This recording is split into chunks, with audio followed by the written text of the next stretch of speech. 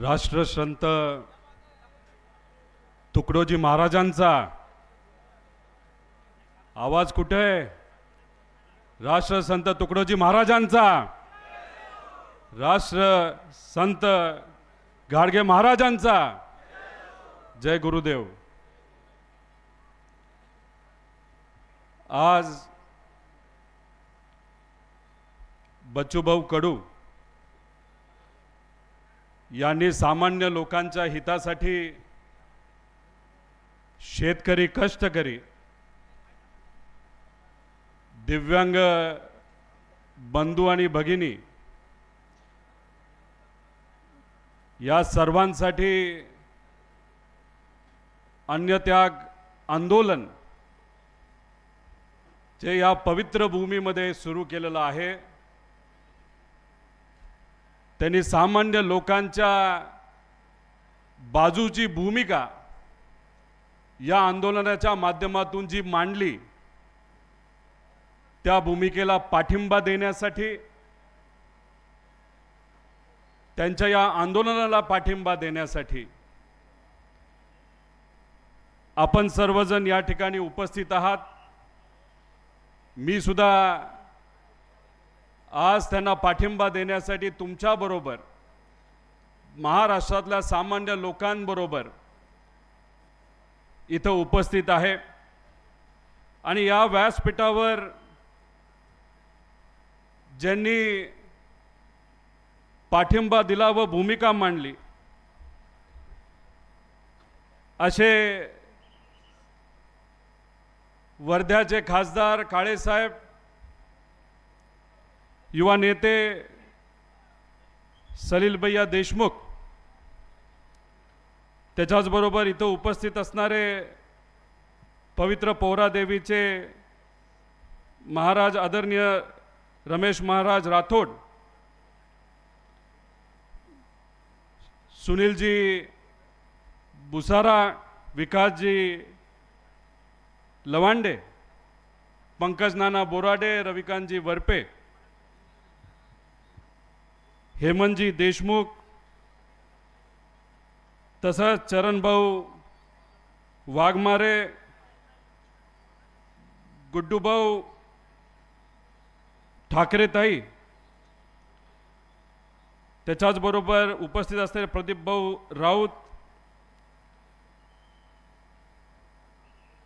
अनेक राष्ट्रवादी शरदचंद्र पवार पक्षाचे पदाधिकारी, कार्यकर्ते, सामान्य सामाजिक काम करणारे सर्व कार्यकर्ते बच्चूभाऊंना पाठिंबा देत आपल्या आरोग्याची, परिवाराचे विचार न करणारे सर्व दिव्यांग बंधू आणि भगिनी जे स्वतः इथं उपोषण करत आहेत, व या ठिकाणी उपस्थित असणारे सर्व शेतकरी बांधव, पत्रकार बंधू आणि भगिनी, अधिवेशनामध्ये बच्चूभाऊ आणि मी काम केलेलं आहे आमदार म्हणून। मी आमदार होण्यापूर्वीपासून अनेक वर्ष सामान्य लोकांचा आवाज बनत बच्चूभाऊंनी आंदोलनं केलीत, उपोषणं केलीत। कुठलंही सरकार असलं तरी सामान्य लोकांची सातत्याने बाजू ही बच्चूभाऊंनी मांडलेली आहे। त्यांची भूमिका, त्यांचा संघर्ष हा फक्त या भागातल्या लोकांना माहीत नाही, तर तमाम महाराष्ट्रातल्या सामान्य लोकांना माहीत आहे। जेव्हा आमदार म्हणून आम्ही काम करत होतो, तेव्हा अधिवेशनामध्ये जेव्हा केव्हा संधी मिळेल, सातत्याने फक्त शेतकरी, कष्टकरी, दिव्यांग बंधू भगिनी यांचा आवाज बनून ते मुद्दे मांडत होते। त्यांची एक स्टाईल आहे, त्यांची बोलण्याची एक शैली आहे। कुणी कितीही गोंधळ घातला तरी जोपर्यंत त्यांच्या प्रश्नाला उत्तर तिथं असणारा मंत्री अधिवेशनामध्ये देत नाही तोपर्यंत बच्चूभाऊ कधीही शांत बसले नव्हते.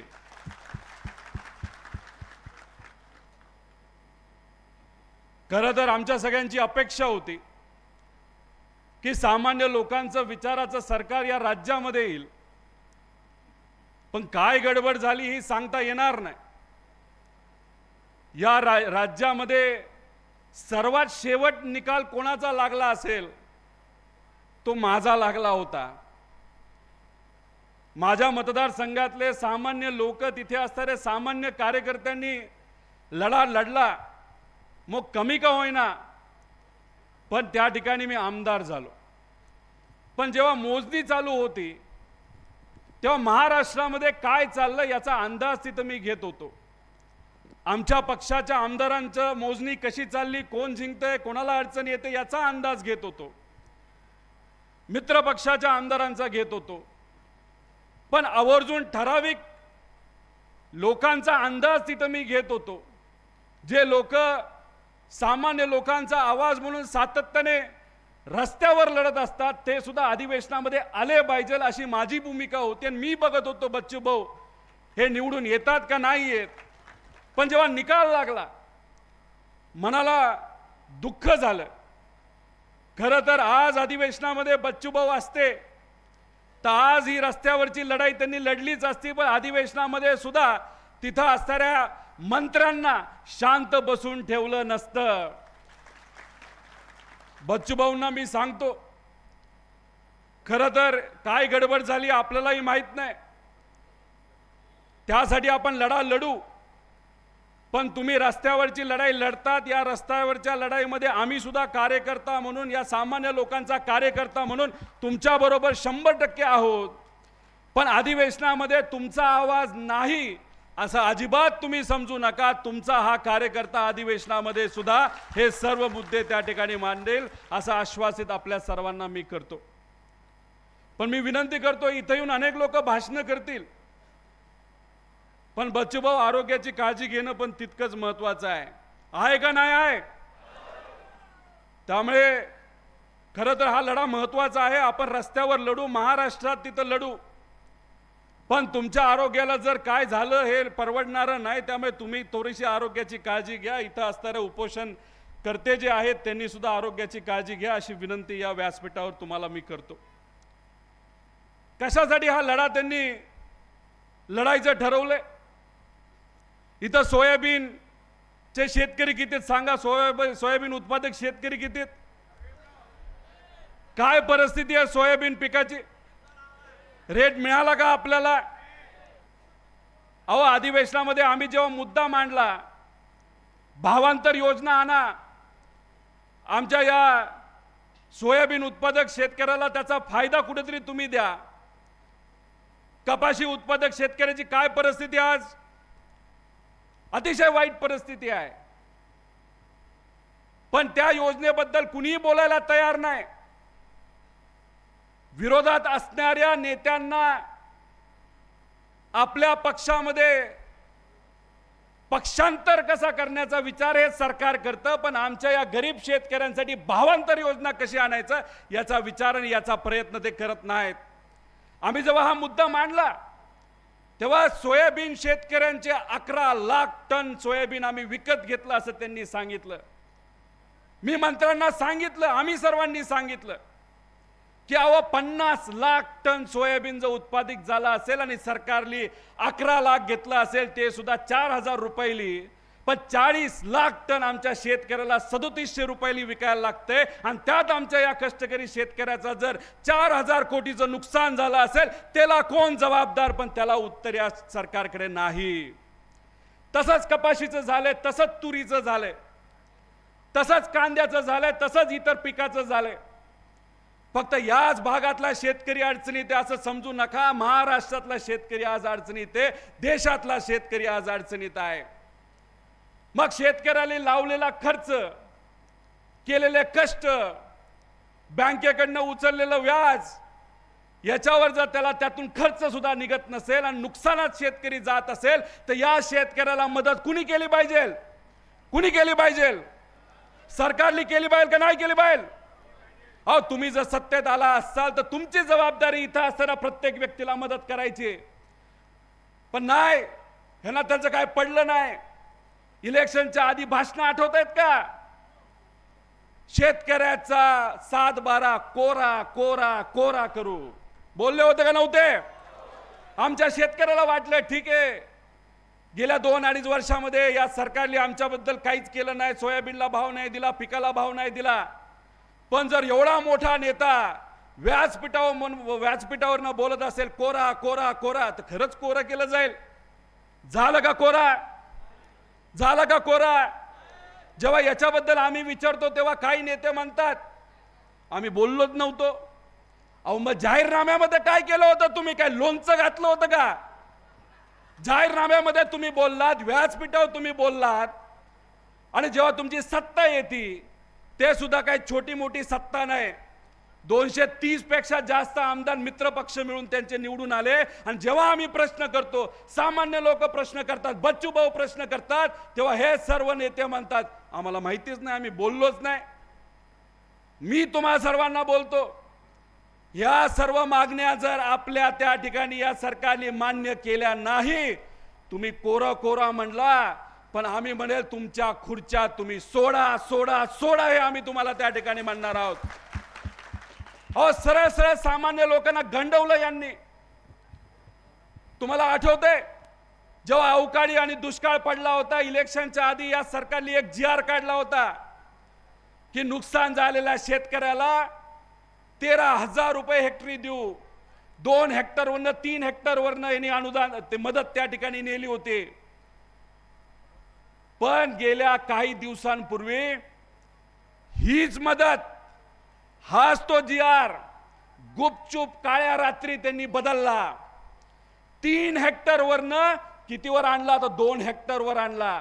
13,000वरनं मदत कितीवर आणली? तर 8,000वर आणली. गुपचूप चर्चा पण नाही या बाबतीतली. जर संत्रा उत्पादक शेतकरी इथं असेल, काल परवा जो अवकाळी पाऊस झाला त्याच्यामध्ये तुमचं नुकसान झालं असेल, तर पूर्वीच्या GR प्रमाणे 3 हेक्टरला तुम्हाला 1,06,000 रुपये मिळाले असते. पण आता हा जो गुपचूप मतं मिळाली, आता काय फरक पडत नाही. शेतकरी काय बोंबलला, काय बोलला, काय गेला, काय कुठे काय झालं, कुणी आत्महत्या केली तरी, आणि लगेच आता GR बदलला. त्या संत्र्याच्या शेतकऱ्याला त्या 2 हेक्टरला किती मिळला? तर 45,000 रुपये. म्हणजे 60,000 रुपये सरकारकडनं जे मिळणार होते आता मिळणार नाहीत. गुपचूप GR बदलला. तसंच आपला विम्याच्या बाबतीत घोळ केला ह्यांनी. 1 रुपयामध्ये विमा आमच्या शेतकऱ्याला देणार अशी योजना तुम्ही आणली होती, आम्ही स्वागत केलं होतं. या राज्यातल्या 2-3 कोटी शेतकऱ्याला किती खर्च लागत होता? तर 2-3 कोटी रुपये लागत होता. बाकी सगळं 6,000 कोटी राज्य सरकार आणि केंद्र सरकार तो भार उचलत होतं. आता GR बदलला. काय बदलला GR? की सगळा लोड हा आमच्या शेतकऱ्यावर. आणि 4 निकषामध्ये आमच्या शेतकऱ्याला जी मदत मिळत होती, कापणी प्रयोग आणि त्याच्यामध्ये जे उत्पादनामध्ये फरक असेल त्याची जे काय फरक लागला, शेतकऱ्याला मदत देणार असं पूर्वीच्या GR मध्ये होतं. अवकाळी पाऊस आला तर शेतकऱ्याला मदत मिळणार असे 4 निकष होते. आणि या सरकारने गेल्या काही दिवसांपूर्वी काय केलं? 4च्या 4 निकष काढून टाकले, फक्त एकच निकष ठेवला. आता जो अवकाळी पाऊस आला त्या पावसामध्ये तुम्हाला विम्याकडनं 1 रुपया सुद्धा तिथं मिळणार नाही. असं या सरकारने कोणाचा विचार केला असेल तर त्या विमा कंपनीचा विचार केला आणि आपल्या सर्वांना कशावर ठेवलं? तर वाऱ्यावर सोडून दिलं. मग हा जो बच्चू भाऊंचा लढा आहे, हा जो लढा आपण सर्वजण लढत आहोत, शेतकरी कष्टकरी लढत आहोत, मी तुम्हा सर्वांना विचारतो, हा लढा महत्वाचा आहे का नाही आहे? आहे का नाही आहे?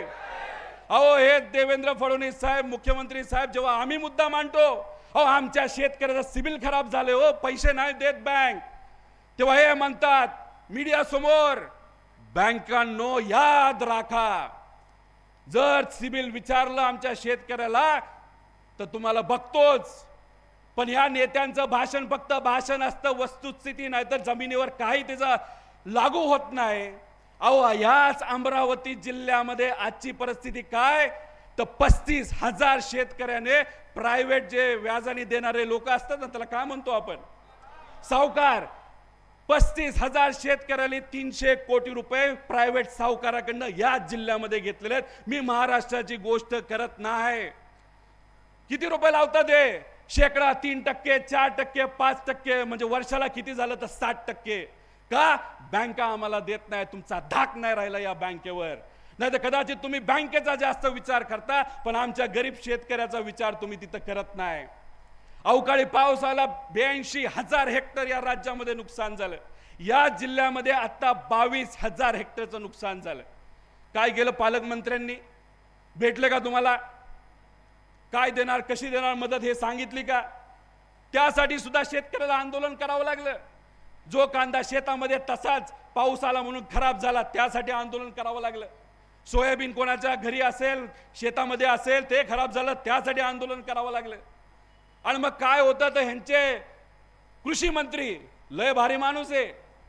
कधी भेटलाय, बघितलं का त्यांना? रोज एक गोष्ट नवीन असते त्याची. म्हणजे काय? कोट. रोज कोट नवीन घालणार. पण नवीन कोट घालणारा हा जो कृषी मंत्री आहे, त्याला आमच्या शेतकऱ्याचा फाटका साजरा दिसला नाही. बघा, साजरा दिसला नाही. अहो, हे अवकाळी पाऊस जो झाला त्याच्यामध्ये नुकसान झालं, तुम्ही काय म्हणता? काय ढेकळाला तुम्हाला विमा द्यायचा का? ढेकळासाठी मदत करायची का? अहो कृषी मंत्री साहेब, मी तुम्हाला विनंती करतो, कोट बाजूला ठेवा, रेनकोट घाला आणि आमच्या शेतकऱ्याच्या शेतामध्ये येऊन बघा आमच्या शेतकऱ्याचं नुकसान काय झालंय. पण ह्या गोष्टी या सरकारला बघायच्या नाहीत. तुम्हा आपल्या सगळ्यांना एक गृहीत धरतात. म्हणून बच्चूभाऊंनी हे आंदोलन जे उभं केलंय हे त्यासाठी महत्वाचं आहे, म्हणजे तुमच्या सर्वांसाठी महत्वाचं आहे. अहो, गेल्या काही दिवसांपासून आपली मराठी मीडिया चॅनल चांगली आहे, अजूनपर्यंत दिल्लीसारखी बिघडली नाही. ह्यांनी बच्चूभाऊंचं आंदोलन फार मनापासून लावलं. तालुक्यामध्ये, जिल्ह्यामध्ये जिथे कुठं आंदोलन तुमच्या सर्वांचं चाललंय, कार्यकर्ते शेतकऱ्याचं चाललंय, ते सुद्धा टीव्हीवर दाखवलं. मग एवढं वातावरण टीव्हीवर जर गरम होत असेल तर लक्ष विकेंद्रीकरण कसं करायचं, लक्ष मीडियाचं दुसरीकडे कसं द्यायचं? म्हणून बच्चूभाऊ, आजच आम्हाला कळतंय की देवेंद्र फडणवीस साहेब आणि राज ठाकरे साहेबांची बैठक झाली. म्हणजे काय? इथला मीडिया सगळा कुठं गेला पाहिजे? त्या बैठकीवर. असं काहीतरी राजकारण हे सर्वजण करतात. म्हणजे शेतकऱ्याचं हित त्यांना काय पडलं नाही, आमच्या कष्टकऱ्याचं हित त्यांना काय पडलं नाही. पण काय पडलं असेल तर फक्त राजकारण ह्यांना जमतं. मला माहित नाही इथला कोण आमदार आहे, लय भारी महाशय असं म्हणतात. अहो, बाहेर कुठेतरी तुम्ही ती इथं स्वच्छतागृह नाही असं मला कळालं, आणि मग स्वच्छतागृह ठेवण्यासाठी एक छोटीशी गाडी तुम्ही तिथं आणली. मी सुद्धा 800 किलोमीटर जेव्हा चाललो तेव्हा ती गाडी ठेवावी लागते. आणि इथला आमदार काय म्हणतो? काय चालतं गाडीच्या आत काय माहिती? अहो, तुम्ही अंधारात काय करता? तुमच्यासारखं अंधारात काय करतं आणि कसे GR काढतं, आमच्या गरीबाला कसं मारतं आणि कॉन्ट्रॅक्टरला मलिदा कसं देतं हे आम्हाला माहिती आहे. त्यामुळे आम्ही काय करतो याच्यापेक्षा तुमच्याकडे सत्ता आहे, तुम्ही काय करता हे त्या ठिकाणी सांगण्याची जरूरत आहे. त्यामुळे बोलायचं झालं तर खूप काय बोलू शकतो. बच्चूभाऊंना परत एकदा मी विनंती करेल की बच्चूभाऊ, आरोग्याची काळजी घेणं फार महत्वाचं आहे.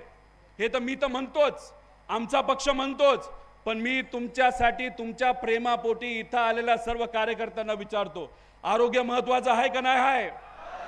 एकदा तुम्ही तुमच्या आरोग्याची काळजी घ्या आणि आपण सगळे एकत्रित येऊ, सर्व मित्र पक्ष एकत्र येऊ आणि या शेतकऱ्यांच्या हितासाठी, सामान्य लोकांच्या हितासाठी आपण एकत्रित या सरकारच्या विरोधात लढा लढूया. तो इतका मोठा लढूया की या शेतकऱ्यांच्या बाजूली या सरकारला झुकवल्याशिवाय आपण राहणार नाही. ही गोष्ट त्या ठिकाणी आपल्या सर्वांना लक्षात घ्यायची जरूरत आहे. त्याच्याचबरोबर बरेच विषय, म्हणजे हे कसं खोटं बोलतात बघा.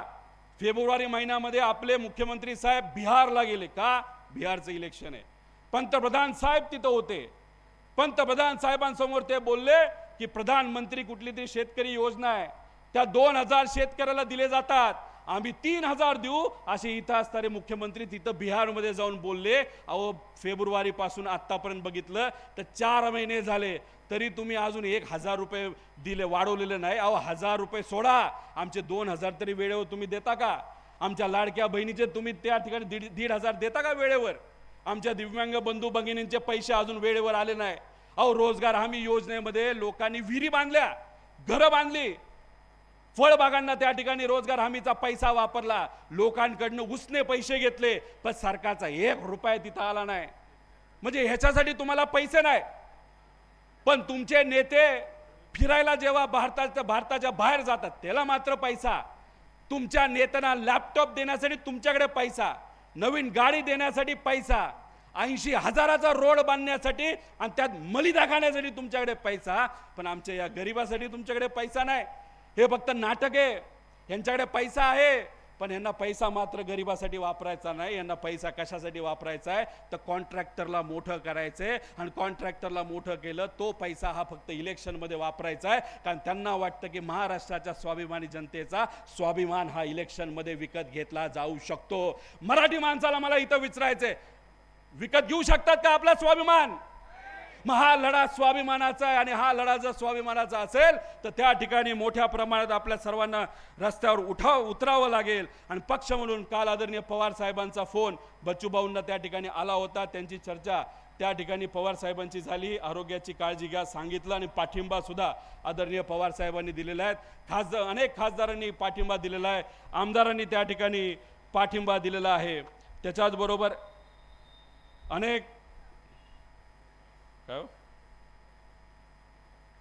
अनेक लोकांनी त्यांना पाठिंबा दिलाय. त्यामुळे हा लढा ते लढत आहेत. तुमच्याबरोबर आम्ही सर्वजण त्या ठिकाणी आहोत असंच हे सांगण्यासाठी मी इथं आहे. आणि अशा 17 मागण्या आहेत. या मागण्यांमध्ये तुम्ही गेलात तर बरेच महत्त्वपूर्ण मुद्दे हे बच्चूभाऊंनी त्या ठिकाणी घेतलेले आहेत. फक्त मी एवढंच या ठिकाणी सरकारला सांगतो, जर बच्चूभाऊंच्या आरोग्याला जर काही झालं तर आम्ही खासदारांना आणि आमदारांना, जे कोणी सत्तेत असतील आणि जे शेतकरी विरोधात आहेत, त्यांना रस्त्यावर फिरून देणार नाही. आम्हाला हलक्यात घेऊ नका. शेतात कष्ट करणारी आम्ही माणसं आहोत, रक्ताचं पाणी करणारी माणसं आहोत. आम्ही कोणाला मिंदे नाही. आम्ही जो आमचा कष्ट आम्ही आमच्या शेतामध्ये करतो, आणि आम्हाला जर अडचण आली असेल तर आमचं हक्काचं कर्जमाफी आम्ही सरकारला मागतोय. हा आमचा हक्क आहे. त्यामुळे तुम्ही सत्तेत असाल, आमचा हक्क तुम्हाला द्यावाच लागेल. आणि तुम्ही जर तो हक्क आम्हाला देणार नसाल तर त्याची किंमत तुम्हाला त्या ठिकाणी मोजावी लागेल. एवढंच या ठिकाणी आपल्या सर्वांना सांगतो. तुम्ही सर्वजण एवढ्या मोठ्या संख्येने बच्चूभाऊंसाठी आलात, या लढ्यासाठी आलात. अनेक मोठ्या मान्यवरांनी पाठिंबा या लढ्याला त्या ठिकाणी दिलेला आहे. तुम्ही सुद्धा तुमच्या आरोग्याची काळजी घ्या. हा लढा अतिशय मोठा आहे. आणि प्रेमाने तुम्ही सर्वजण बच्चूभाऊंची कुठली घोषणा बोलता? आपला नाही, ऐकू येत नाही. या भागातल्या लोकांनी काही बोलू नये, कारण हे आंदोलन करतायत, हे उपोषण करत आहेत. पण इथं असणारा जो आपला अस्सल मराठी माणूस आहे त्यांना मी विचारतो, काय घोषणा?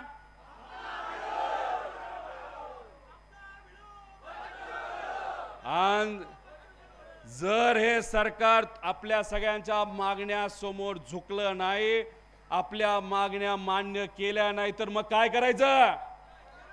रस्ता जाम करायचा आणि या सरकारला खऱ्या अर्थाने गुडघ्यावर आणायचं. ह्यांचा जो अहंकार आहे की ह्यांच्याकडे खूप सारे आकडे आहेत, तो अहंकार मोडण्याची खऱ्या अर्थाने आता वेळ आलेली आहे. एवढंच या ठिकाणी सांगतो आणि थांबतो. जय हिंद, जय महाराष्ट्र, जय शेतकरी.